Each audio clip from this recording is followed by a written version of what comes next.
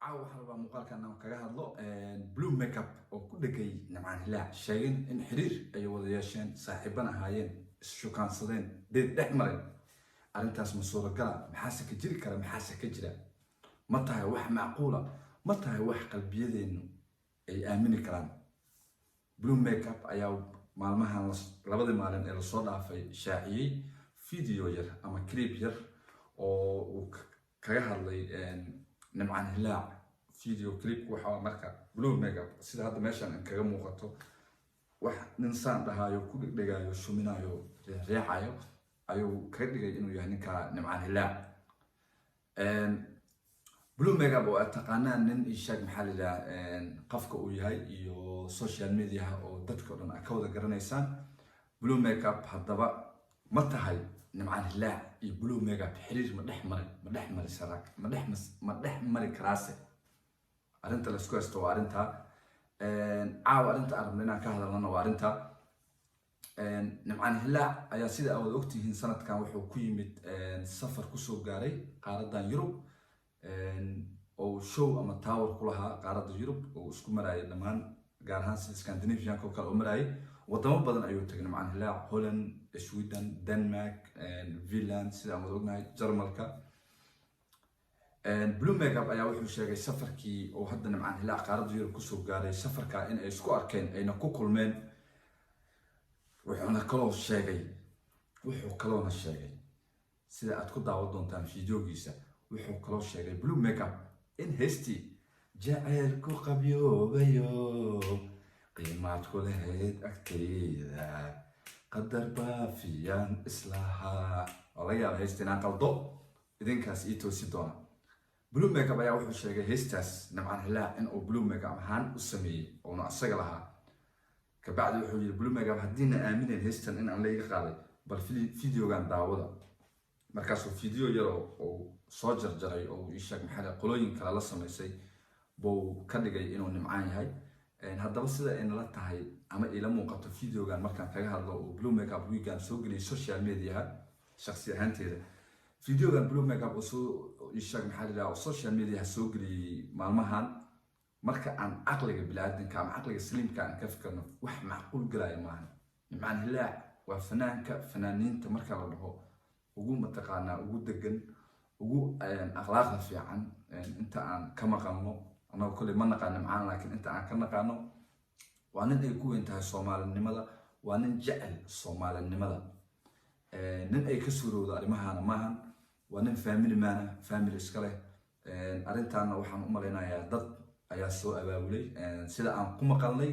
dad ayaa waxaan soo share gareeyay oo blue makeup ku reexay in uu arintan dacayada ah oo ka sameeyo Nimcaan Hilaac si uu sumcadiisa uga dilo mar u maleynayo arimaha iyo wax u dhow in ay sheeg maxaa ninka ay sheeg sumcadiisa dili karto blue makeup-na waxa leenahay arinta waa ku degdegtay inaad gacliye aad baa ugu fududaatay marka waxaan rabaa inta aanan ii sheeg maxaa bal videoga inta aan hore u arag in aan tusno videoga oo soo daayay clipka yar ay sikimada socday blue makeup oo la asxaabtiisa la wadaagay bal videoga nala daawada qaabka uu yahay bal idinku qiimeeya asxaabay. You cannot believe my Hannah. Let me give you one tip, just quick.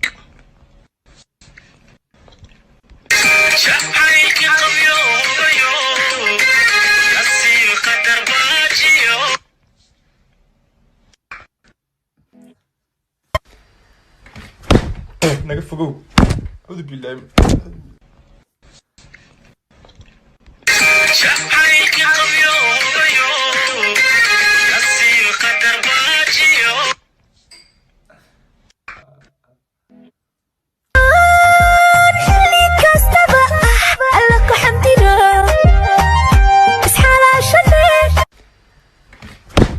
naga fogow audu billahi Sister Annie loo qaaday.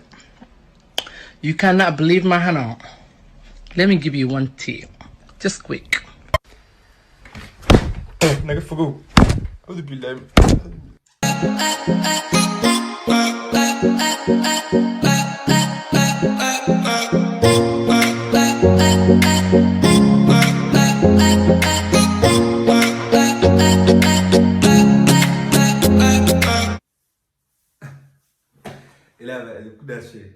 blue makeup wuxuu naga dhaadhici rabaa fideogan aan aragno in la soo jarjaray la isku soo dhajiyay iyo nimcaan hilaac ninkan aad arkaysiin shaarka cad wato oo saan isku sii gadinaya nimcaan hilaac inuusan ahayn waad dareemi kartiin idinku waad dareemi kartiin caqliyan markaa isku fiirsaan laakiin blue makeup waxaan la yaabanahay cidda waxaan faa'iidada ay ka faa'iideyso cidda barnaamijkan kugu dhiirigelisay inaad samaysid ama fanaanka dacayada noocaana aad ka gudbisid waxa ay ka heli karto ayaan fahmi waayey mideeda kale waxaan la yaabaa soomaalida xaasinimada iyo cadownimada wiilkan soomaaliyeed ee dhalinyarada ah ee family manka ah waxa looga jijabinayo fadeexada ama magaca looga dilayo ama wax uusan ahayn laga dhigayo oo familkiisa iyo dadkiisa tashwiishka loogu furayo waxa ka soo gari kara ayaan la yaabanahay soomaalida waxaan abaabulaysa ummadda soomaaliyeed waxaan u sheegaynaa in waxyaabaha noocaan oo kale ah marka ay arkaan qof waxyaabaha noocaan sameynaya ee qof soomaalida ku weyn nimcaan waa aragteen waa nin soomaalinimada ku weyn tahay waa nin 24 saac calanka soomaaliga saa u sita marka ninka noocaas wuxuu mudan yahay in la support gareeyo la jeclaado cadowga iyo dadka mataqaanaa xumaatada iyo faaxishada kula dul wareegayana laga qabto oo la garab istaago marka Soomaaliyeed marka aad aragtaan qof noocaan oo kale ah ee qof dhan magaciisa tirtiraya ama ishaak maxaa la rabaa inuu magaciisa ku ciyaaro waxaan idinkaga baahan yahay